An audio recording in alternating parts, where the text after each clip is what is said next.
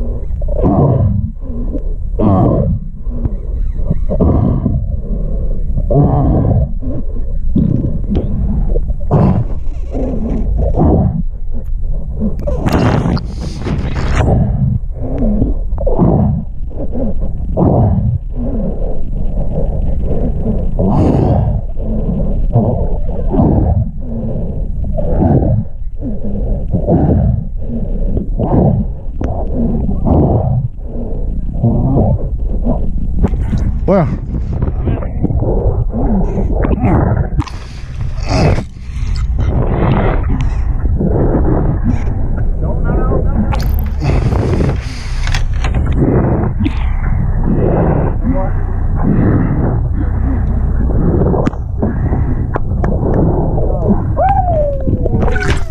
woo!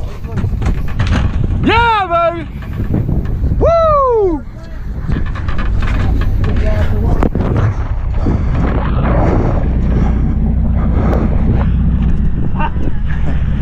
Running that drag. Do that to me, I'm Yeah, that was me being a certified badass. So. I remember Well, that. fellas. Well. Yeah, everybody thinks West breeds hard. Look Hey, who's one- what. JR. Hey, one thing that's a fact is I've never seen a catfish make someone breathe like that. Yeah, I was up there and hooking them in the crow's nest, and they wanted me to fight one, so I climbed down there and fought it. I mean, it seemed like a lot of work, but that's what I had to do. Hey, JR, Clint Lassar is the first person I seen watching too. And, Oh, really? And Pete, that was actually Clint's boat we were on in Oh, Chesapeake nice. Bay. Yeah, it was a 35-foot Bertram. Bottom fishing. You ever do any like butterfly jigging? You know, those guys that are doing that mess. Me, myself, no, I have not. I've tried it. Haven't had a lot of success at it, but you know, I've tried it. I've done it out in the deep. I take that back. I've done it out there in the deep before in that 250 foot of water, and it actually worked out quite well. But shallower, say in the 100-foot range, for some reason, it just does not fire them fish up. You know, we've got amberjack, African pompano, and blackfin tuna doing that. But you know, everyone's got a style, and that's just not my forte. If that makes sense. Yeah. I mean, I would definitely need the spinning reels if I were doing that. I mean, I guess I could do it on a left-handed bait caster, but you know, I learned how to walk the dog and do all of my actually working the rod with my right hand with spinning gear. So to switch and do that right-handed, I can't do it. We were talking, y'all was talking about deep water. I noticed something. I don't know if I've seen it on Satfish. Peter sent me a link to an awesome app called Satfish. Hell, I've been on that all day. It's been raining here. Fish weather and Satfish. But after you get so far out, I see the word phantom. There's so many phantoms or so many phantoms deep. Yeah. What is the difference in a phantom and a foot of water, or is it just when you get to a certain depth, they start referring to them as phantoms? Someone correct me if I'm wrong, but I believe 1 fathom is 6 feet. So it's a conversion, basically. That is correct, yes. 1 fathom is 6 1 foot. fathom is 6 feet. So when you see something that says like 800 fathoms, you're talking about. You're talking deep water, yes. Yes. Nothing you could buy. Everybody's like 6 times 8. Yeah.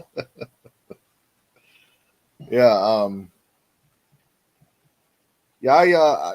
I don't know that I've ever caught anything on a butterfly jig. I think that's what a lot of those guys are using when they're doing all that jig and stuff. But we never really done a lot of the bottom fishing out there. I mean, you have to fight off so many sharks, and when you do catch a grouper, it's kind of hard to get them to the boat. They want to shoot for the holes. Yeah. We end up catching a bunch of undersized black bass when we do that. It's always fun to go out to the Frying Pan Tower, and you mentioned African Pompano. You can look up YouTube videos on YouTube of African guys actually spearfishing African Pompano out at the tower.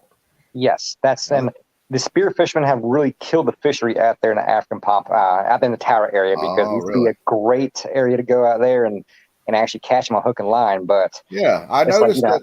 Yeah, it's gotten terrible. Yeah, every time it was time for them to be out there, I've tried to target them several times. And that's because these spear fishermen kind of go in there hot and heavy, and they congregate in one area, so you can literally tie up, jump in, and they'll be there every time. And they'll do circles around the tower, and there's a wreck near the tower as well. They'll frequent, but spearfishing go in there and they can absolutely unload. And you knock out a whole school of pompano, and it may take weeks for the next school to roll in. And the tower is not just the only area you can catch them. There's other places out there nearby. I say nearby, within 15, 20 miles that you can get them at as well. Yeah. Have you fished the other tower, Diamond Shoals Tower? I have not. No. Yeah, I went out there a couple times. Have you talked to Keith lately? We exchanged a few texts today, but did he tell you about the 50 that was caught yesterday? The 50 mahi. Oh yeah, the Ocean Isle Fishing Center. Yeah. Yeah. I was like, damn. And they were on a weed line also. I think I talked to them as well. Really? They rolled a weed line the whole entire time. Yep. Wow. Man, the incredible footage you can get out there if you got in the water. Yeah. Could you imagine swimming under a weed line and looking up, getting some GoPro footage underneath? I bet there's all kinds of life in that thing. Yeah. Well, I guess the way the ocean is, like you said, just hell, a milk jug at the angle, the way the sun hits, just how much shade's actually just under a milk jug, how much shade it produces, or what kind of shadow it makes under the water. In reality, it's a couple things. You do have that, yes, but usually as a weed line, usually you have like two currents kind of hitting each other there. And the reason why we found the fish the other day out there, we rolled past the weed line, and when we came through it, it really wasn't a weed line yet. It was very scattered grass, a few clumps here, a few clumps there, but we were trying to point to Wes. We're like, hey, Wes, do you see that little break right there in front of us? He's looking. He's like, no, man, I can't see it. I'm like, dude, look, it's calm. So you could literally see a little trace of something happening right there ahead of us. And the man could not spot it out. I guess the old age, hitting him pretty good. Do you have your coasters on? Yeah. I just couldn't see what they were talking about. It was like something different in the water. Yeah, there was like a little rip that was right there in front of us, legit. And you could tell it was forming, something happening right then and there. And we rolled by it one time, and before we hit it, we caught that first dolphin. We trolled past it. Instead of going parallel, we went across it. We turned back around, went across it again, and I think we doubled up. But when we doubled up, I noticed when I looked down, right on top of that line, I saw bait fish just shooting out of there. Like they're taking off one direction or the other. I'm like, oh, hell, the bait's congregating right here. So it's about to be on. And, we could have absolutely blistered them. I feel like we could have got 30 or 40 if we really stuck it out there if we wanted to. But we just wanted something else. 20 was enough. I mean, I clean fish all fucking night. So, but that was more than enough for everyone to go around. But we definitely could have caught 30 easily. I mean, we left them buying legit. I mean, it was that fast and furious. Wow. That's what dreams are made of. Yeah, no boat in sight. JR, like I told you, I was sitting behind the helm right there, and I thought I heard a rod knock. I just heard a knock, a bump. So I leaned back and I looked up, and I didn't see nothing. And then I just heard a click, click, and I leaned back, looked again. About the time I looked back, listen, that son of a bitch left there. Was that the shotgun? Was it the one that was the farthest out? It was not. It was one outside. Okay. And it was, go figure. Did y'all continue to troll, or did y'all go to neutral, and did they kind of come around the boat? We're just so what we ended up doing, we went past the weed line, we turned away, heading out kind of closer to shore, I guess, say inshore. And And as we backed off that weed line, now we're like, all right, if we're going to catch a wahoo or tuna, we're going to get off the weed line and continue on, in the blue water. And as we kept on getting further and further away from the weed line, the ocean was coming alive. I mean, we're talking about acres upon acres of flying fish just taking off, scattering everywhere. So Keith and I were mumbling, amongst ourselves. We're like, this ocean's coming alive right now. We hadn't seen this in weeks. Flying fish in numbers like this, and I mean, I'm talking about acres taking off. And the first one that hit was the one that Wes talking about, like legit after we made that comment a few minutes later. And then was it 10, 15 minutes later when the second one was hooked up and he came unplugged, and that broke my heart. We're like, you know what, F it, let's go bottom fishing. That's right. Wow, acres and acres of flying fish. That's I mean, it was everywhere as far as I could see. Yeah. Did y'all see any dolphins? While we were riding inshore, I'd say 10 miles inside of the break, we did see a few porpoises, yes, but not very big numbers. Have you ever seen any spotted porpoises out there? Yes, and those are the ones we saw. Yes. Okay. Really, that was a spotted porpoise. When I looked over the boat, I seen one, but I just seen him for a second, but I couldn't tell he had any spots. Oh, yeah, that was a spot. I saw some on the ride out before we got to the break and on the ride in, and generally, when I see porpoises, I kind of get discouraged because they will spook off fish, except tuna, of course, You kind of got like two schools of thought on that. You got some guys that think that's a good thing, but I think most people think it's probably a bad thing. Yes. So I've never been a fan of porpoises, especially while bottom fishing. Porpoises show up, bring them in, get out of there. Yeah. Whoa. I remember one time I saw a pair of spotted dolphin or porpoises, whatever the heck they are. We were already in the blue water. We were a good ways out, and I was playing with them. They were coming up, swimming on the bow of the boat, right in front of the bow, and I was laying there just watching them. And I told my cousin, I was like, "Man, come off the throttle, dude. I want to jump in and play with these darn dolphins." And he was like, "No, you idiot!" He's like, "They're not like Flipper, dude. They will freaking they can tear you apart." And I'm like, "Well, yeah, I guess they could. You're probably right. I probably shouldn't do that." I was ready to jump in and play with them, though. There's not really a whole lot that'll mess with a dolphin in the ocean, are they, other than a shark? Sharks about it. Sharks, killer whales, I think, which Atlantic, there's not very many out there, but that's about it. So Peter is in Punta Cana, or however you say that. Close enough, yeah. Yeah, okay. How is the fishing out there, man? Like, do you have to go very far to get to the blue water out there? It's weird because you go out here and like you think I want to fish, but I really don't. It's like what's out here and what the fish that's offered out here I can catch back home as well. So it doesn't really excite me too much. That makes sense. But doing a little research, you go about 15, 20 miles, you can get some real deep water out here. Okay. Yeah. Well, have you ever been anywhere that you really wanted to fish, but you couldn't because you were working or flying or wasn't there long enough? Or not anywhere in the USA or in the Caribbean yet. Here pretty soon I'll be going to places like Costa Rica and Guatemala, and that's a bucket list for sure, no doubt. Now, that's where those big rooster fish are. Yeah. Yep. Mike Bradford says Costa Rica. I always thought Isla Morada was the sport fishing capital of the world. He said. So, in my opinion, I feel like the Keys are extremely overrated. It's great fishing. Don't get me wrong, at the right time, but like, there's just so many dang people that go out there to fish. Like, I actually watch charter boats unload, and I'm like, these tourists are happy with 3 yellowtails and a mangrove snapper, really? So. But again, it was September. I know it's not the best time out there in the Keys, but yeah, I mean, I personally feel like other than tarpon, anything outside of tarpon, I feel like anything else is overrated in the Keys.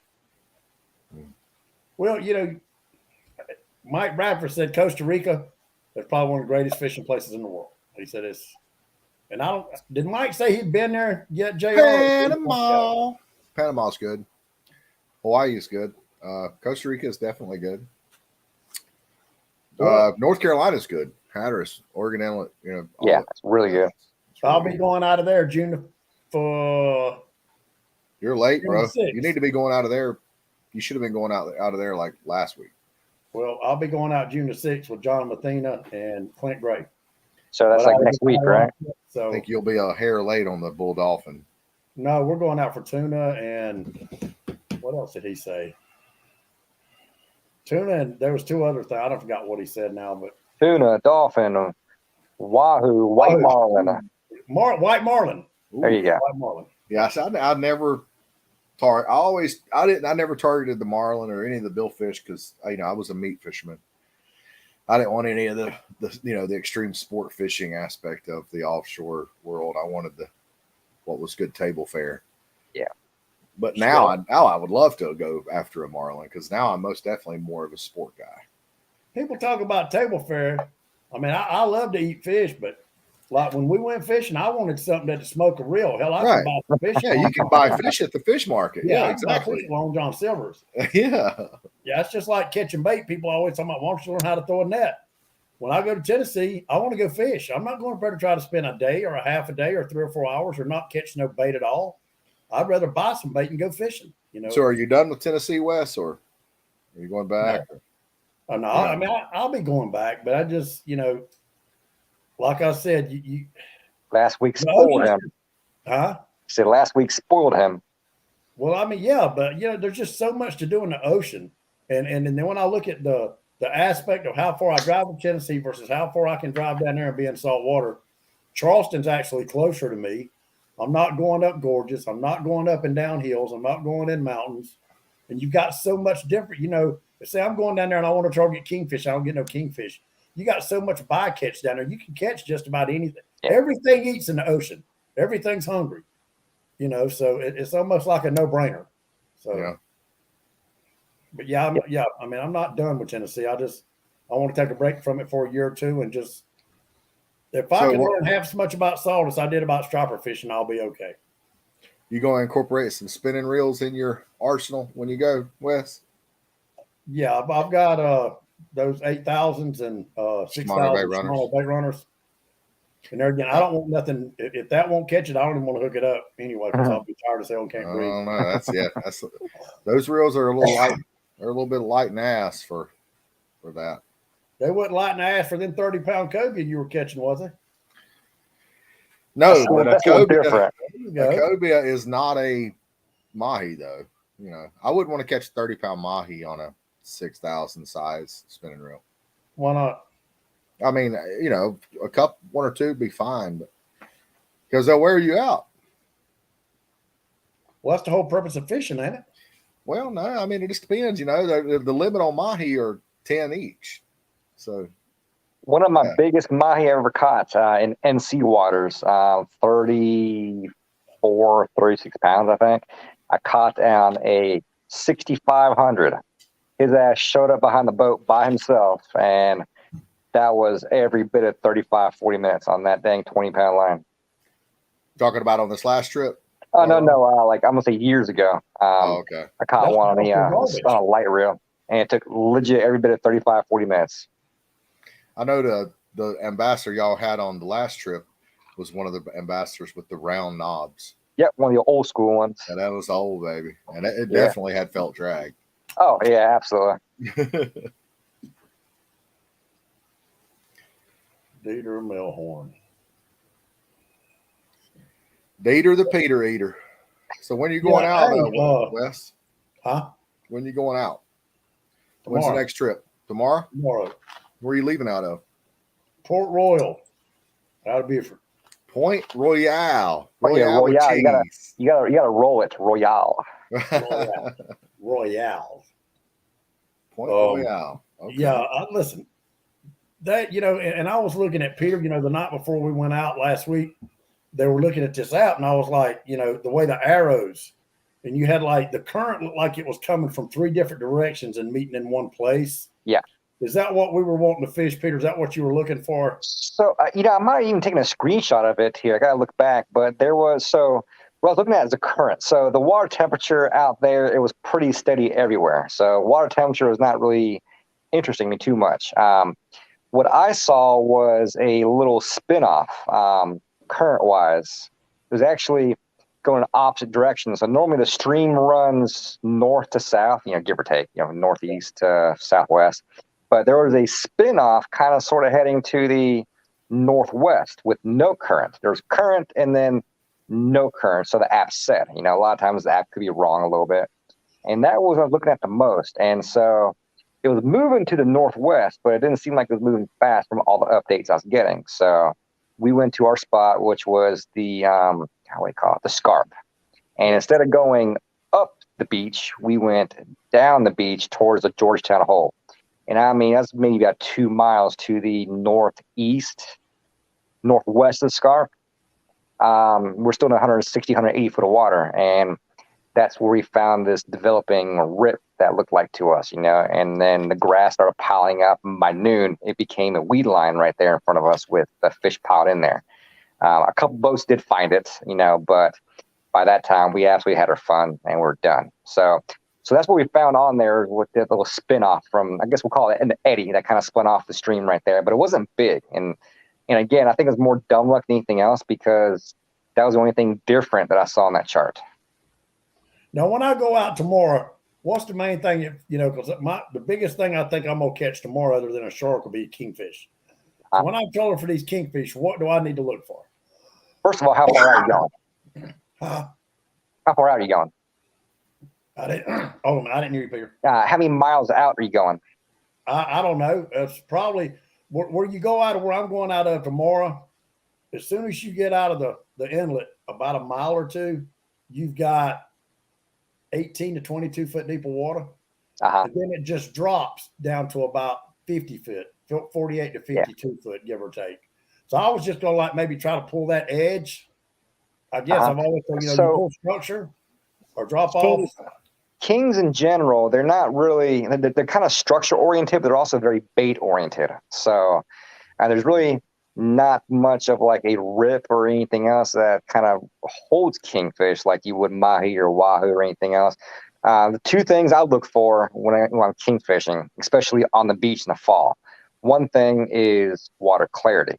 If you get dirty, silty, sandy, nasty water, get the hell out of there because you're wasting your time. Kingfish do not love silt at all. Like they'll be away from it. Not to say you can't catch them, but it's tough. They can't stay in that water and they'll go to cleaner water. They'll push 2-3 miles out to get away from it. So you find that definite break there. And just anything structure, generally speaking, this time of year, and a wise man once told me this actually, he said, anything on a chart that's got a name on it, it'll hold kings. Because it's generally structure, rock piles, and with that, you got bait, and the kingfish will be there as well. Yeah, I may go out to the Betsy Ross Reef. How far is that out, Wes? About 17 miles. Yeah. It's depending on the sea tomorrow. It was looking good day before yesterday, and last I checked, let's see, like right now I'm showing, let's see where you're at. The 10 to 20 mile range right now has been very good for kings, but we're not talking big fish at all. You got your what the locals call snake kings. Yeah, anywhere from 6 to 10 pounds. There have been some big ones on the beach, but that's more of a live bait fishery. Yeah. See, like right now, I'm still showing. See, that day yesterday, these waves were almost 9 seconds apart. Now they're 4 seconds apart at 1.4 feet. That's brutal. Oh, let that Grady eat that chop. So the forecast I saw up towards Frying Pan Tower did not look good for tomorrow. So that distance difference right there might be everything, and I think the weatherman can't quite tell you exactly what's going on where just yet. And then see, like Wednesday, if we stay Wednesday, which I probably will, I'm short at 8 o'clock, 5 mile an hour winds all the way till 4 o'clock with waves 1 foot at 8 seconds apart. Yeah, that's smooth. Ball game. Yeah. I think the biggest thing that I see, and this is just my opinion, what I know is the further those waves apart, the better you are. The closer they are together, the worse it's going to be on you. That's true. So I'll tell you one thing about fishing our coast. If the forecast shows a northeast in it, don't trust it ever at all. Like anytime I see a northeast 5 to 10, I normally add 5 more knots to that because it can get brutal with the northeast quick. That's what these are showing. Typically double your dominant period, right? Yes. But where I fish at Southport, a northeast wind, the first 2 miles will be pretty flat in the beach because it's sheltered. But the further you go out, it gets rough quick. Keith's on here with us tonight. So unless Wes is going, 50 miles, at least 50 miles off the coast in the area he's leaving out of, he's probably better off fishing ARs, wouldn't you think? If he has live bait, yes. If he's using dead bait, I would prefer to personally myself fish that 10 to 15, 20 mile range. Can you still catch something about bogeys? kings on the beach? They don't eat dead bait very well. I mean, you'll catch a few. Don't get me wrong, but they really don't. You got to go out there where the cigar minnows and sardines are at, which are generally in that 10, 12, 15 mile range, and that's where you start catching them pretty good. Yeah, that's when you get out of that. Start to get into that greener water. Yeah, once you get that, they call it king green water. Yeah. Can you still catch those pogies right outside of Southport on the beach? Yes, there's live bait at the beach right now. Is there? Are there yes. now? Okay. Yeah. Now, what about on the kingfish rigs? I hear people say like putting meat on the rigs, like bonita strips. What do you do? Just put it like? I've always used just a whole dead cigar minnow on there, and again, you got to have a special rig for that. But you're only trolling 1 or 2 miles an hour, maybe 2, 3, 3.5, no more than that, because you start blowing the bellies out of these cigar minnows. Yeah, those strips I look at them kind of like the crappy nibbles. I mean, it's just I've never had any luck using the strips. Well, I've heard a lot of people talk about them. They say they've just had a whole lot better luck than just pulling a rig. With this is actually just putting meat on them or meat rigging. I forgot what the terminology. Peter said, "I've heard Peter's one of the greatest saltwater fishermen ever. At least that's what he told me." I was just reading those comments. Dieter wants to fish me one day, but let me add that Dieter's backed out 3 times already. So Yeah, he'll back out, but then he'll change the tune and say that he's like, "No, I'd rather go catfish fishing." So whatever. Oh, Dieter does not tell the whole story. He will tell one side of the story. I know that to be a fact. No, yeah, he's commenting a lot because I gave him hell on Facebook tonight. So, well, what happened? Oh, I just gave him and a handful of other guys some hell. No. Well, at least you ain't in Facebook jail, so it couldn't have been too bad. Oh no, I've kind of learned the algorithm. I know what I can say and what I can't. You know what Facebook has taught us, or it's really taught me? How to be more clever with your wording. Yeah, if I want to say fuck you, I just say FUK. Or if I want to say kiss my ass, I have to say KISSAZZ.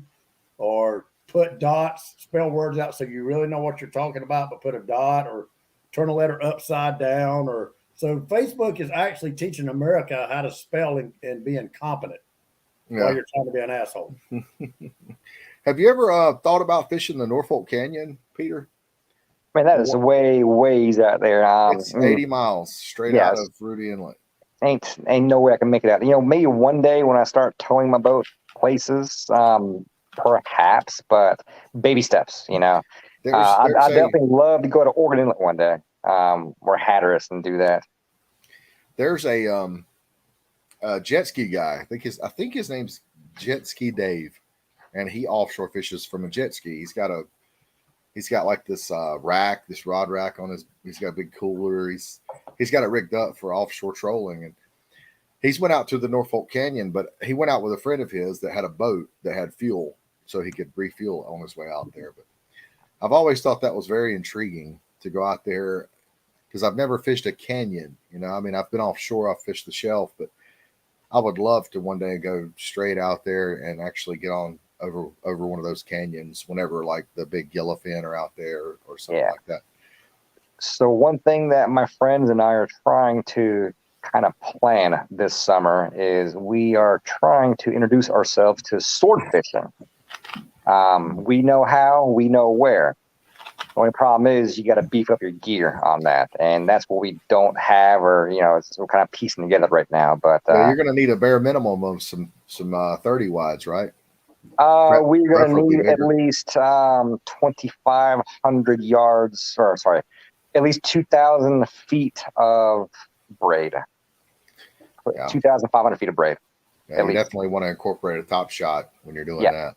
Yeah, definitely. That's going to be some wicked fishing, man. I love seeing those big billfish and all those big, swordfish, marlins. I like to see them jump out of the water. Yeah, that fishery's really coming a long way here. Apparently there's a big swordfish fishery in our area that not a lot of folks know about until the last couple of years. It's starting to guys figuring it out. And it'd be nice if you had a drone guy, have the drone ready to go, and whenever you hook up, launch that drone and get some drone footage of it. Oh, the thing is, once you hook up, you literally got like 10 or 15 minutes to set the drone up and everything, because that's how long it takes before they make their first jump usually. From the depth there. But apparently it's a very good fishery out there. But the problem is, man, it's like anything else, you got to really pick your day, because now we're talking 80 miles, minimum to get out there. And then you want to have slack current, or as slack current as possible. Pretty weather, calm seas, that kind of stuff. Now, what size fuel tank you have on your boat, Peter? I have 110, I believe. Wow, that's a good size tank. What about you, Wes? Mine's 82 or 84. That's still a good size tank. My boat had a 55-gallon tank, so I always had to take extra fuel cells with me. I got a question. We're talking about sword fishing. What do y'all think, pound for pound? When I say pound for pound, anywhere say from 2 pounds to 150 pounds or to 1,000 pounds. What do you think is the best fighting fish in the ocean? That's a good question. Yeah, I had to think about that one there for real. I don't know. I mean, there's different kinds of fights. No, I'm talking about pound for pound. What'll give you everything he's got in the water? I would say a permit. Is it permit or is it permit? Permit. Permit. I was on Lake Worth Pier, and I forgot what year it was. I want to say I was in high school when Roy Booker caught the world record permit on Lake Worth Pier in West Palm Beach, Florida. I think it's permit. I think the T is silent. It's permit, yeah. Is it permit? Okay. Yeah, okay. I had to think about that. I'd definitely say tuna is a pretty hard fighter. No one better say amberjack, because they do fight hard, but after like 2 minutes, 3 minutes, it's game over. I mean, like a tuna's like Bruce Lee. It's like little rapid punches. They got the big fork tail. Even when you get them in the boat, you throw them like the blackfin, you throw them in the cooler. I mean, they sound like a machine gun. They're like, whereas an amberjack, they're taking more broader strokes. I mean, they have the fork tail too, but it's like they're taking bigger, they're displacing more water with one stroke than a tuna. Yeah. Like a tuna's faster, but it's like an amberjack has more torque. So you have your torquey fish like your amberjack or grouper. Then you have your horsepower fish like your wahoo and tuna. Yeah.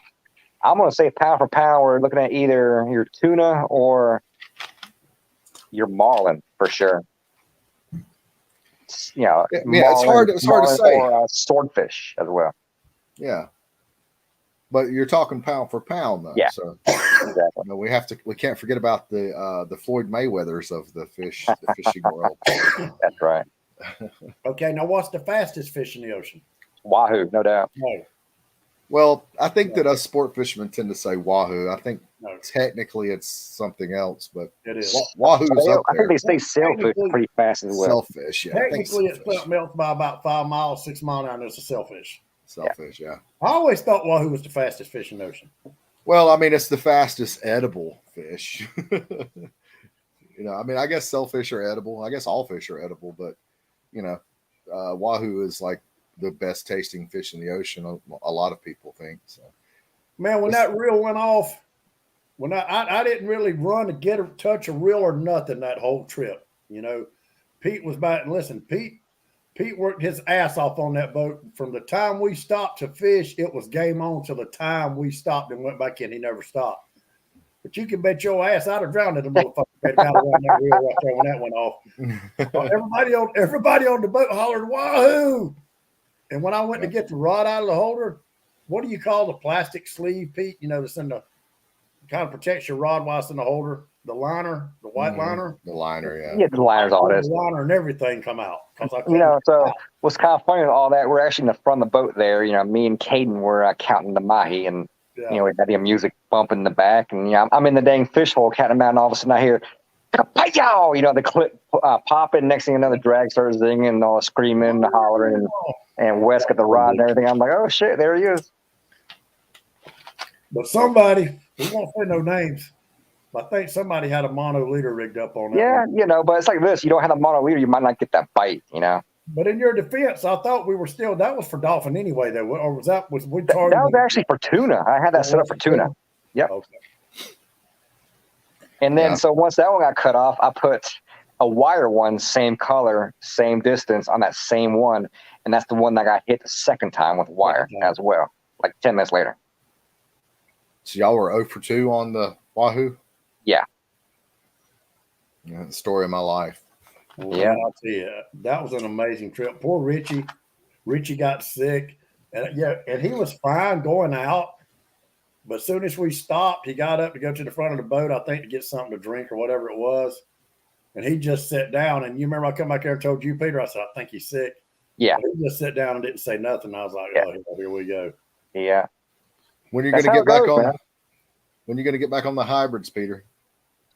Man, F a hybrid right now. You know, as I always say, man, I let those dang river warriors have their fun right now because I just don't care to fish for it this time of year. It's just crowded and jet skiers and pleasure boaters and live baiters and this and that, you know.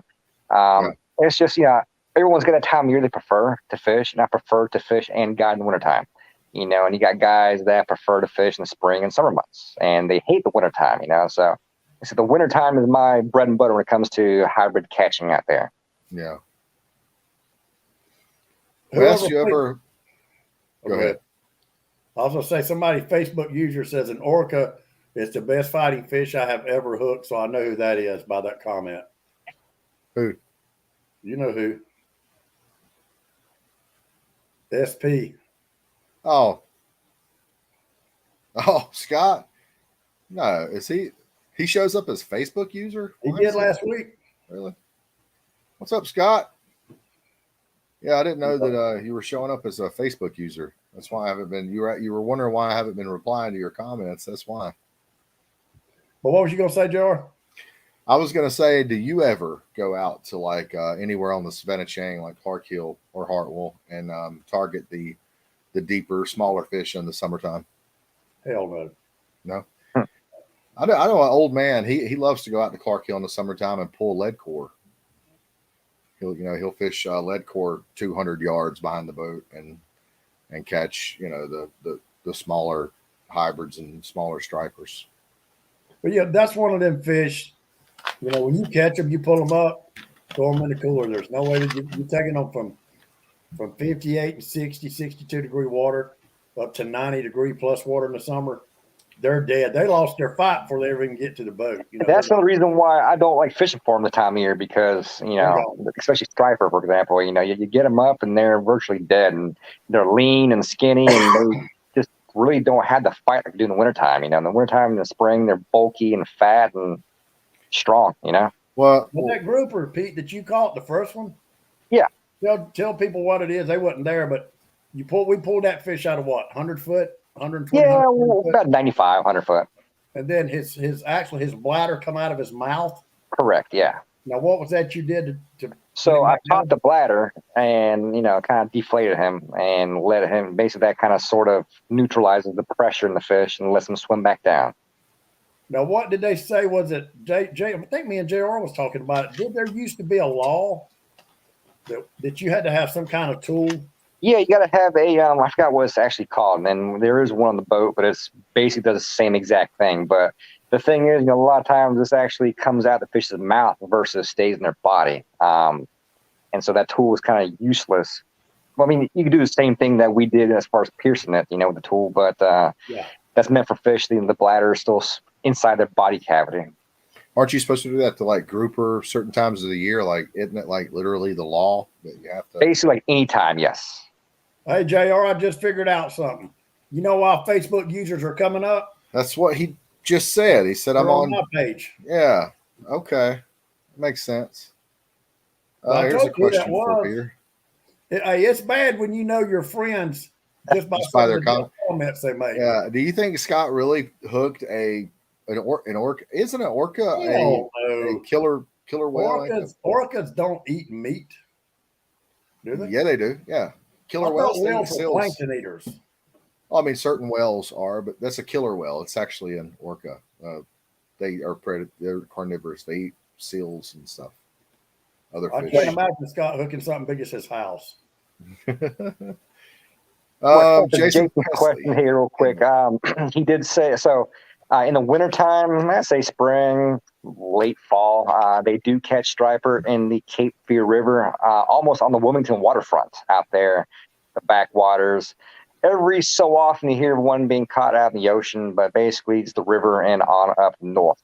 We do catch some. But again, that does not excite me to target them at all in the wintertime. I'd rather go out there for a wahoo or stay at home versus fish for those small 20 to 28-inch striper there in the river. Yeah, I think they stock them in the Cape Fear. I think they do. Yeah, they're migratory as well, and they're like, you're not allowed to keep any, which it's all catch and release fishery there. Yeah, I think they're Hey, trying to make it. Peter's going to go to the Chesapeake Bay with us this year. I've already got him marked in. That's awesome. Oh boy, it's right in the middle of Wahoo season though, so you can gotta pick the battles. You can give us 2 or 3 days. Yeah, of course. Now, let me ask you a question. The wahoo, I hear people talk about them. Do they like colder water? It's not necessarily colder water. It's just more so the temperature breaks that are out there. So even though it's colder water, they're more congregated right along the break itself. So you got your 74-degree water up against 65-degree water, so they're right on that line. So they're a little more compact in one area. So I said tonight we were going to talk about temperature breaks. When you look for a temperature break, what's the purpose? I mean, does it depend on the fish you're targeting and saying, hey, I know this fish likes a little bit colder water, so we're going to fish the colder side of this break? Or the fish that we're targeting likes warmer water, so we're going to fish the warmer side of this break? Yeah, so, I mean, tuna, they don't really seem to care too much. They'll be in and out as far as the temperature break, but you want a steep gradient because that's generally what the temperature breaks at. That's where your bait's going to be at, your current, everything, the whole 9 yards there. So kind of want to work that temperature break overall. Mahi, you can catch them when the water temperature starts to get in the 70s, but they really don't start showing up good until it's about 75, 76. Now, I have noticed in years past that right as the inshore water start hitting 80 degrees, 78, 80, that's when they start kind of coming inshore some. So around the frying pan tower area, for example, like when I see 78-degree water out there, I know that there's going to be a few mahi around. And especially if you see flying fish out there too, that's time. And that's generally mid-June. Well, unless that fish is lying, I looked last night and about 7 miles off the coast of where we're going out of, water's already 78 degrees. Oh, it's possible because that's way further south than my neck of the woods. But it's weird because it might say 78 now, but you get a strong northeast wind for a day, and that 78-degree water is turned into 71 that quick. So it kind of varies with weather. Southwest wind gets it done. Southwest wind kind of warms everything up. Keith Southwest Wood said, fish bite the best. Caden is watching you right now, or he's watching us. And Caden said to tell you that Caden is watching, and he said he will outfish Pete every day of the week. Hey, remember the joke we said? Anytime Caden and I fish together, we always wear them out. So that's like 3 for 3 now, I think. And anytime that I'm not around and Caden's fishing, they have less than superior days. So yeah, when it's like Caden's a good luck charm. Tell you something about Caden, JR. Caden is 12 years old, and he knows his way around a boat. It's unbelievable. His dad does not have to tell him to do nothing. That's right. When I was 12 years old, I was fishing on a Lake Wiley bank with a Zebco 33 when I was 12. I mean, this kid's 12 years old, and he's fishing offshore in the Gulf Stream, with his dad. He's been taught well by a lot of folks, for sure. Yeah, and he's listened. And let me tell you what Richie did to him. We went out to eat. I told you Keith invited us, and this is really awesome. Let's tell you what kind of guy he is. He had never met us. I'm pretty sure, Peter probably, told him, he knew me, whatever, from Facebook. But he invited me and Richie to stay at his house instead of getting a motel. So, we wound up going over there, and, we we're going to go out and eat. Well, he got called into work, and Pete, I think, Keith's got a couple of different jobs, but one of his jobs, he works at a restaurant where his wife is a waitress. Mhm. So we just all wound up going there to eat.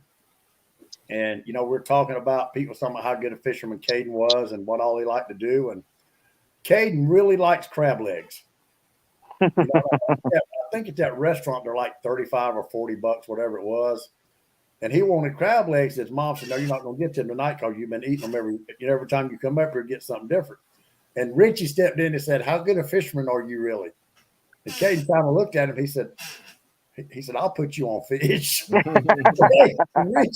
Richie said, bring you some crab legs and put it on my bill.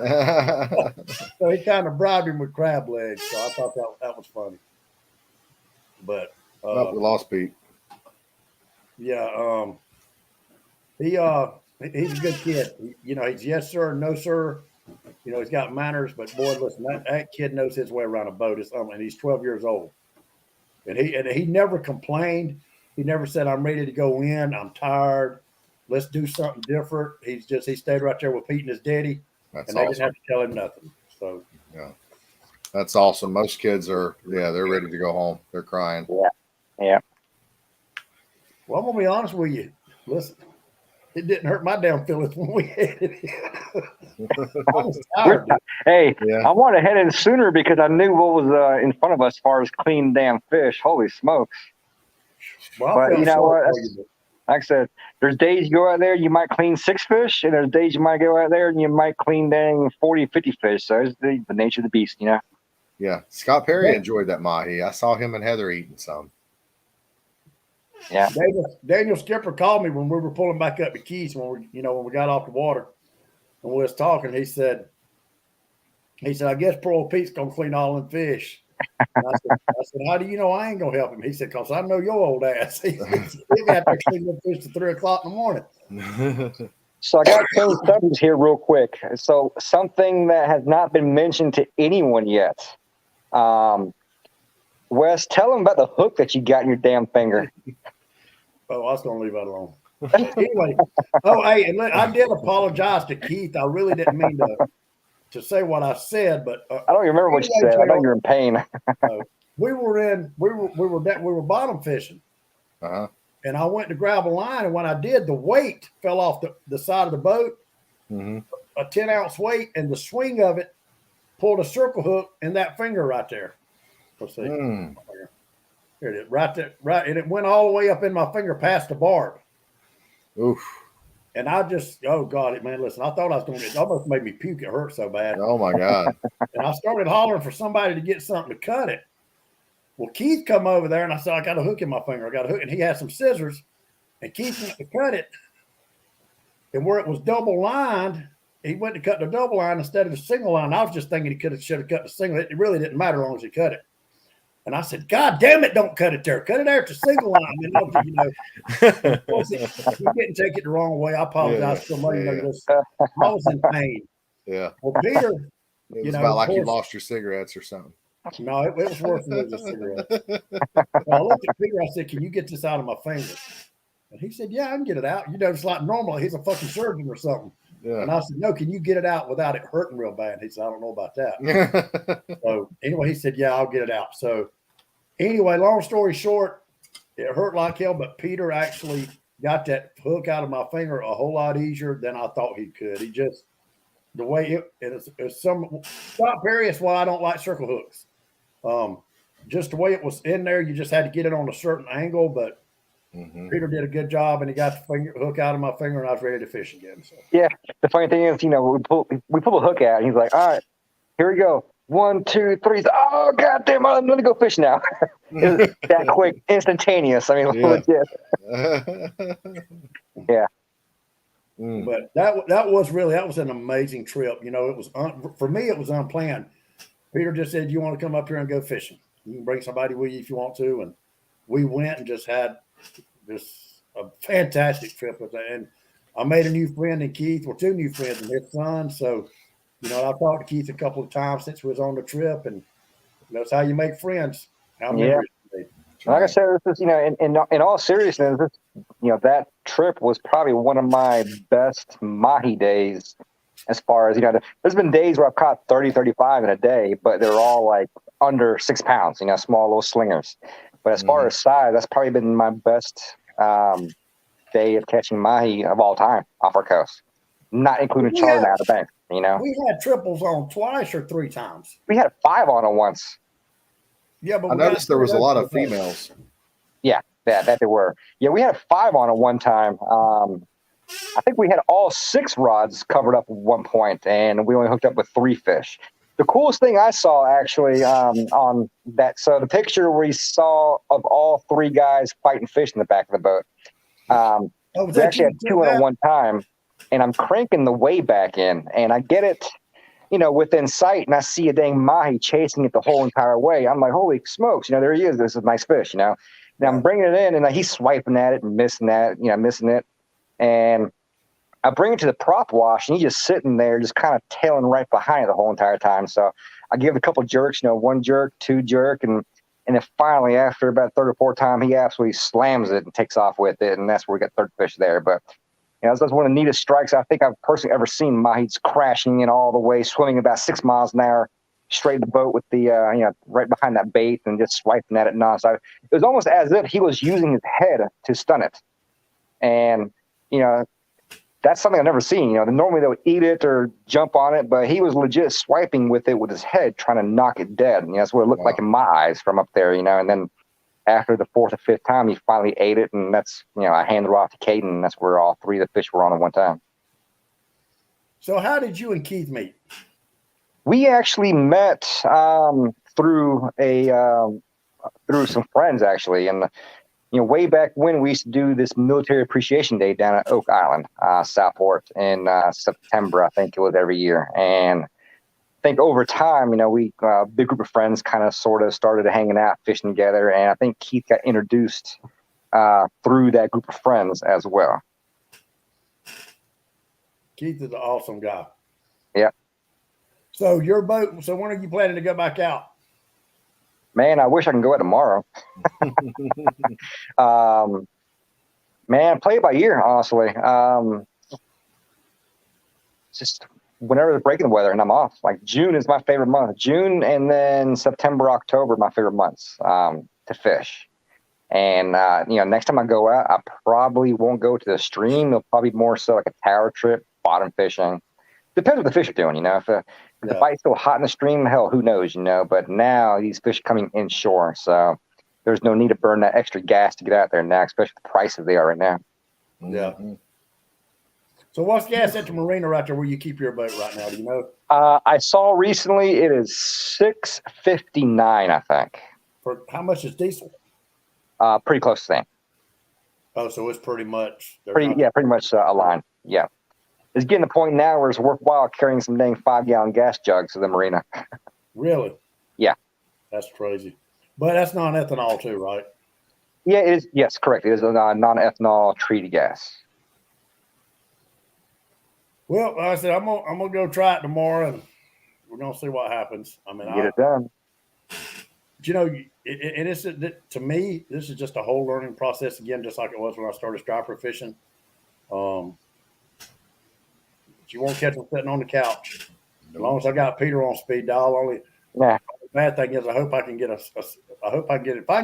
Peter, if I can get a signal, if we only go out 8 or 10 miles tomorrow, if my phone gets signal, you can bet your ass I'm gonna be calling you if you're not in there. I can bet your ass you won't get an answer tomorrow because I'll be flying all day. Yeah, you just need to go ahead and have some program responses to his calls. Yeah. Hey, much, Wes, This is Peter. Yeah, I know you're probably calling me because you're getting skunked at the moment. Try this, and this. Yeah. And if that doesn't work, call back. I'll have another response for you. And you need to go with me on a trip where I troll dead baits. That's a whole another learning curve for you right there for sure. And it's pretty fast fishing. Then usually around the tower, kings, dolphin, those damn amberjack that I wish you caught the other day. I like amberjack. Yeah, I was trying to stay away from them. I saw a guy kept fishing for amberjack out at the Diamond Shoals Tower. It might have been a frying pan. It was either Diamond Shoals or frying pan. He actually had a camera guy on the boat with him, and he was a professional camera guy. It was one of the over-the-shoulder cameras, and the guy was decked out in sponsored gear, and he was throwing a jigging rod and with this huge popper with a face on it like that big around, and he was popping it, and every time he would pop it, it looked like a kid was doing a cannonball. It was just displacing all kinds of water. He was hooking up on an AJ like about every cast. I would love to do that. I actually, when we got back in that day, because my cousin's a huge meat guy, he loves all the the tuna and the wahoo and the mahi and all that, and I'm more of a, if it fights hard, I want to catch it. I don't care if it's good eating or not. So Exactly. I spent like $100 on these huge basically poppers is all they are. These big concave face, poppers. And he was like, "Why are you buying those?" I'm like, "Because I want to catch some of them amberjack." And he's like, "Man, we ain't fishing for them." I was like, "God dang it, Shane." I hate those damn things. I really do. So Wow. grouper fishing. So I love grouper fishing, or at least I'd like trying grouper fish. And the best way to catch a grouper is live bait. And the places that we grouper fish, the amberjack are there also. So a lot of times you're battling those damn amberjack nonstop trying to catch grouper. And I mean, it's one after the other to the point you can't hold a damn rod anymore after catching 5 or 6 of them. Right. Yeah. I mean, the grouper is actually, it's a delicacy. It's very good eating, but amberjacks, do you not think an amberjack is good eating? I know they have the worms. It's not bad, but it's just the fact that, fooling with we'll just say 30-pound fish to cut out just a couple squares of meat, because it's all worm infested. Oh, just pluck them out. No thanks. Someone once said it best. I don't want no SpaghettiOs with my fish. What about Jack Crevalle? You do catch a few on the beach, but they're more of a bloody variety if you're trying to keep them. No, I'm just talking about to catch them. Do they fight good? Oh, yeah. Hell yeah. They fight really good. Well, really, anything in the ocean fights good, don't it? I mean, that's right. Yeah. I mean, even a porgy. I was trying to teach Wes also while bottom fishing why you lock a reel down when you're bottom fishing for grouper especially. And I know he loves playing with a drag and everything, but that one day that grouper will catch him off guard, you'll realize really quick why that drag stays in the locked position at all times. Yep. Well, that reel that you were telling me to lock the drag down's got 40 pounds of drag, and those hooks that I was using, I was scared it'd straighten the hook out. That's the battle you got to play with them grouper, unfortunately, though. Those gamakatsu are actually a lot stronger than you think. It's that first 15 seconds that's critical to the grouper. You get him off that bottom, and he's digging as hard as he can to get back in that damn hole, and then after 15, 20 seconds, you got him. But he's going to try to make a couple more runs down deep as you get him up. Biggest grouper I've ever caught was about 15 pounds. But I know I've hooked some monsters because, like you said, Peter, when you first hook them, you got to keep them from getting back in that hole or whatever it is they try to take you in. It's always when you least expect it. I had a friend once, we're grouper fishing out there, and we're catching snapper, this and that, and he decides to take a seat on the boat, just sit down casually. The moment he did that, man, that damn rod about got jerked out of his arms, and it caught him off guard, and he had nothing to, he couldn't get him at the hole. He went straight there. And the thing with grouper, man, if you're in a hot grouper bite, the first grouper that gets you in the rocks, that bites over, like the whole ledge, everything. So that's why a lot of guys get upset, including myself. You get you get locked up with grouper. You start catching one here, one there. You get 3 or 4, and all of a sudden you get rocked by one. Pull it up, move on. You will not catch another grouper there. Wow. It's just the way it is. I mean, I can't explain it. It's like they communicate, or it's kind of like it's kind of like bass fishermen. They'll actually throw a non-keeper bass in their live well because if they release it, they won't get any more bites there. Yeah, it's almost like the fish goes and tells them, "Hey guys, this is a trap. Yeah, get out of here. Really? Fall back." I didn't know that. So I learned something new tonight. Yep. I've had a lot of times where, you catch 2, I'm not a grouper expert by no means. I've caught a good few here and there, but, there's been times where we've been on a really hot bite. You get 2, 3, 4, 5 grouper, bang, bang, bang, bang, bang, as fast as you drop it down there. And then all of a sudden you get that one person that, wants to play around and have a loose drag and, put the biggest bait on there and get rocked up right away. It's probably the same thing. Over. With like crappie fishermen, you'll notice a lot of crappie fishermen that are catching crappie over brush. If they catch the little non-keepers, when they throw them back, they'll toss them way out on the other side of the boat. Yeah. Like I guess a fish that relate more to structure, you're more likely to do that for some reason. Yeah. Damn, that's wild. All right, well, Wes, it's been over an hour. It's been a good show. Yeah, I got to get up at 3:00 in the morning. Woo-wee. Nice road trip, huh? Yes, sir. Well, no, I'm 3 hours and 20 minutes from where I'm putting in at. Gotcha. Now, Pete, where are you flying to tomorrow, buddy? Tomorrow I'm going from here to Puerto Rico to Philly, and I'm done. Then how long are you off for? I am actually, so from there, I'm going to go to Fort Myers for a couple of days, visit a friend, and then back to work from there. Well, you living the dream, ain't you? Getting to see the world and getting paid for it. Well, I wouldn't call it a dream, but, World by the balls. yeah. If you consider living the dream in hotel rooms, then yeah, sure. Well, you're single, so, Yeah. True that. He's not fishing alone, but we'll let him tell everyone in due time. Good night, everybody. Yeah, I've got a very special. I've got a secret guest that's going to be with me tomorrow. Oh boy. And he is like a guru at striper fishing. So I told him I would not say nothing. And I think he just we don't want to say, I really wasn't going to say nothing at all until I catch some fish. Because if I don't catch nothing, of course, all these shit talking haters I've got. You better go back to striper fishing. You don't went down there and got skunked and catch shit. We all got them. The haters. Yeah. Like, hey, did you see that post I put up on my Facebook page the other day? Yeah, I think so. Yeah. Yeah, so I'll tell all of y'all now that, well, we ain't 5 people watching, but if anybody watches this later, to all my haters, keep sucking because I'm about to nut. Good night, guys. It's been a good show, and be safe, Wes. Godspeed. Yeah. Good night, Take Peter. care, Thanks Wes. for coming on. Peter, enjoyed having you, buddy. Have a safe trip. Safe travel tomorrow. See Catch ya. him up, man. Good night, fellas. See ya. See ya. Good night.